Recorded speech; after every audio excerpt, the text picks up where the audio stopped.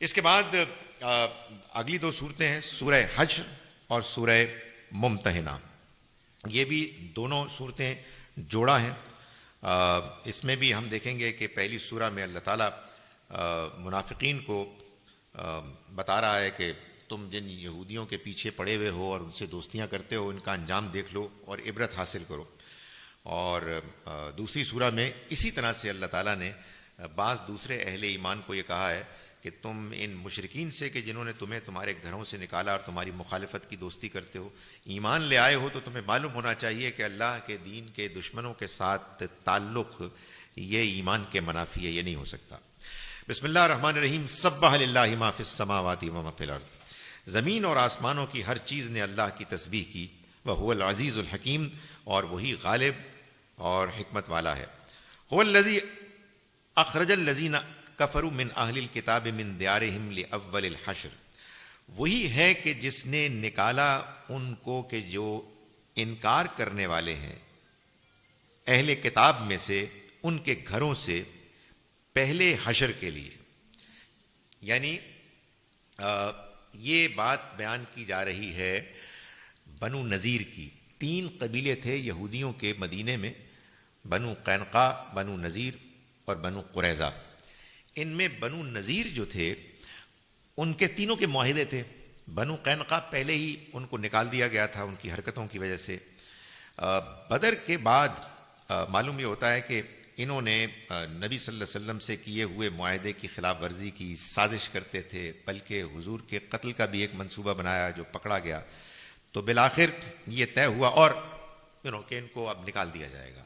لیکن جب ان کو نکالنے کے لیے کہا گیا تو انہوں نے منافقین کی، عبداللہ ابن ابی کی سپورٹ اور پیچھے سے قریش اور بنو غطفان کی طرف سے جو سپورٹ آئی، انہوں نے کہا کہ ہم نہیں نکلیں گے.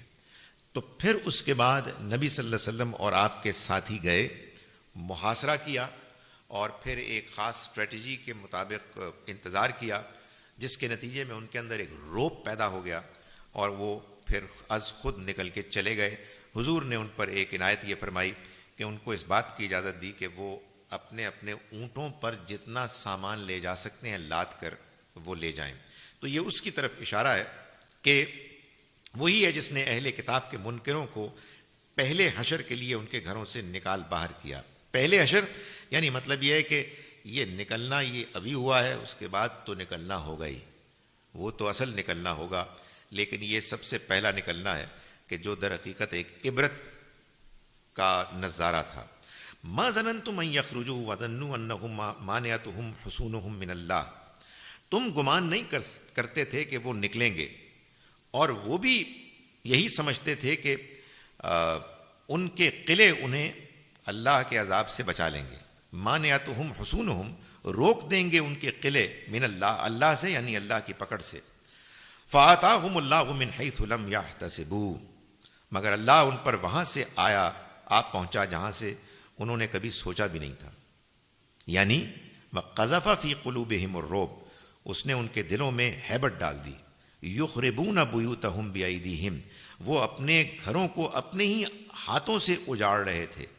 وبایدی المومنین، اور اہل ایمان بھی ان کے گھروں کو اجاڑ رہے تھے.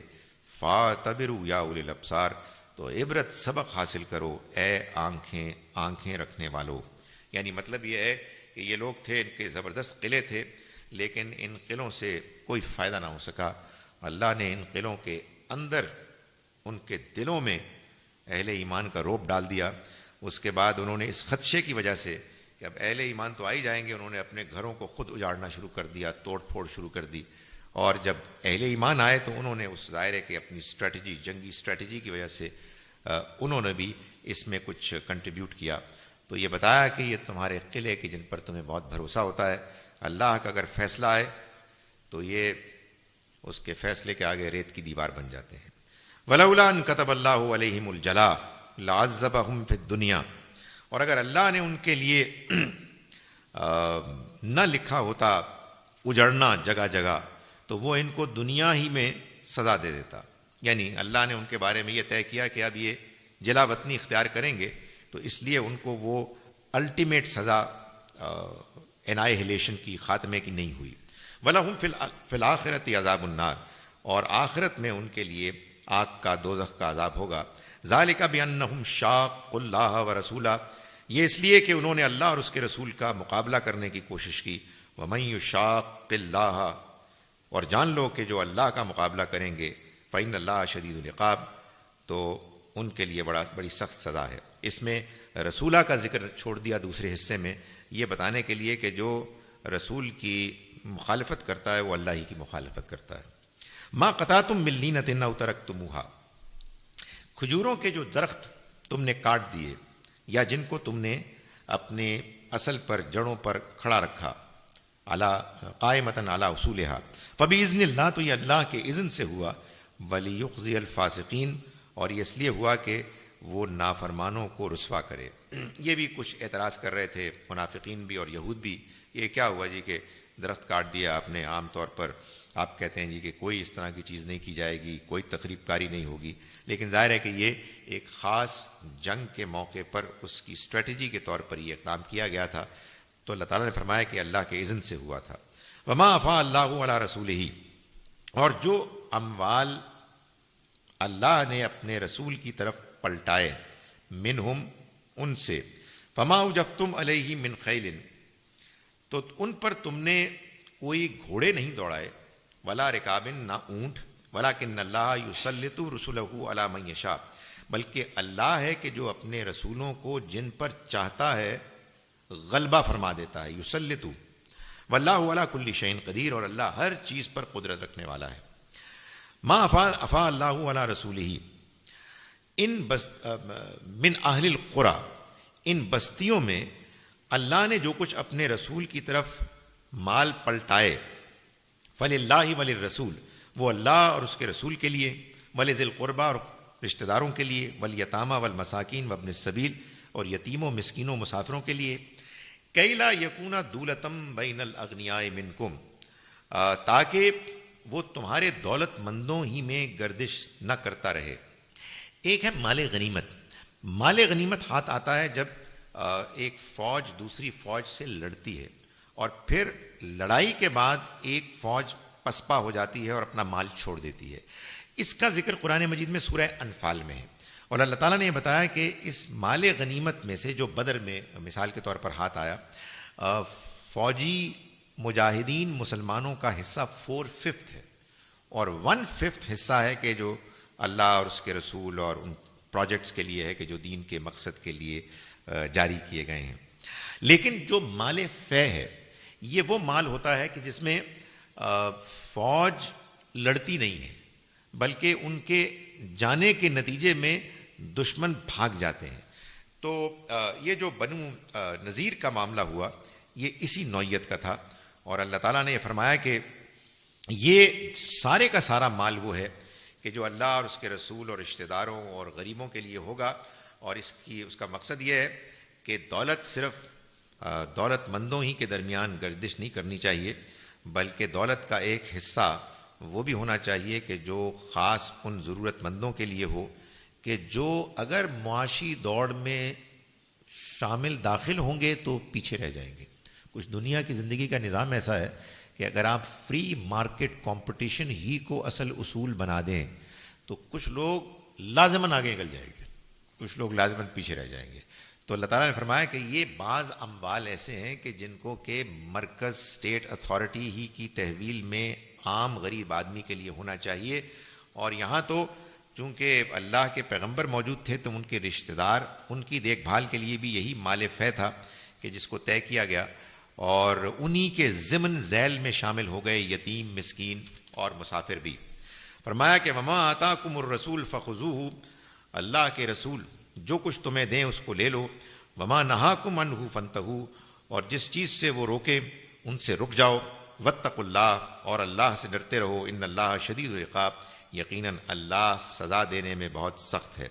للفقراء المہاجرین الذین اخرجوا من دیارہم، پھر یہ خاص طور پر وہ غریب مہاجر، اخرجوا من دیارہم، جو اپنے گھروں سے نکال دیے گئے، واموالہم، اور ان کی جائیدادوں سے، مال سے ان کو نکال دیا گیا، بے دخل کر دیا گیا، یبتغون فضلا من اللہ، جو اللہ کے فضل اور رضوانہ اور اس کی خوشنودی کو چاہتے ہیں، وَيَنْصُرُونَ اللَّهَ وَرَسُولَهُ، اور اللہ اور اس کے رسول کی وہ حمایت کرتے ہیں، یہی ہیں اس کے مستحق، ان پر خصوصیت کے ساتھ ان کو خرچ ہونا چاہیے اس مال کو۔ اولئک هم الصادقون، یہی لوگ ہیں کہ جو سچے راست باز ہیں۔ والذین تبوؤا الدار والایمان، اس کے برخلاف جو لوگ اسی بستی میں پہلے ٹھکانہ بنائے ہوئے تھے اور جنہوں نے اپنے ایمان کو مضبوط رکھا، من قبلہم، اس سے پہلے، یحبون من ہاجر الیہم، وہ پسند کرتے ہیں ان کو کہ جو ہجرت کرتے ہیں ان کی طرف، ولا یجدون فی صدورہم حاجۃ، اور وہ اپنے دل میں کوئی تنگی محسوس نہیں کرتے، مما اوتو، اس پر کہ جو ان کو دیا گیا، یعنی اگر انہیں پریفر کیا گیا کچھ مال دینے کے معاملے میں تو ان کے دل میں اس بارے میں کوئی تنگی نہیں۔ وَيُؤْثِرُونَ عَلَىٰ أَنفُسِهِمْ، اور وہ ان کو اپنی جانوں، اپنے اوپر ترجیح دیتے ہیں، پریفرنس دیتے ہیں، وَلَوْ كَانَ بِهِ خَصَاصَةٌ، اگرچہ کہ وہ خود ضرورت مند ہی کیوں نہ ہوں، وَمَن يُوقَ شُحَّ نَفْسِهِ، اور جو خود غرضی سے بچا لیے جائیں، فَأُولَٰئِكَ هُمُ الْمُفْلِحُونَ، وہی لوگ ہیں کہ جو فلاح پانے والے ہیں۔ وَالَّذِينَ جَاءُوا مِن بَعْدِهِمْ، اور وہ لوگ کہ جو ان کے بعد آئے، یقولون، وہ کہتے ہیں یعنی دعا کرتے ہیں، ربنا اغفر لنا ولاخواننا الذین سبقونا بالایمان، اے ہمارے پروردگار ہمیں اور ہمارے ان سب بھائیوں کو بخش دے جو ایمان لانے میں ہم سے پہلے جنہوں نے پہل کی، سبقت کی، ولا تجعل فی قلوبنا غلا للذین آمنوا، اور ان اہل ایمان کے لیے ہمارے دلوں میں کوئی بغض نہ پیدا کر، انک رؤوف رحیم، اے ہمارے رب تو بڑا مغفرت کرنے والا، رحم کرنے والا ہے۔ الم تری الی الذین نافقوا، تم نے نہیں دیکھا ان لوگوں کو کہ جو منافقت میں مبتلا ہو گئے، یقولون، وہ کہتے ہیں، لاخوانہم، اپنے بھائیوں سے، الذین کفروا، جنہوں نے کفر کیا، یعنی یہ تو اہل ایمان کا معاملہ تھا کہ جو ایک دوسرے کے ساتھ کوئی گرج نہیں رکھتے، ایک دوسرے کو پریفر کرتے ہیں اپنے اوپر۔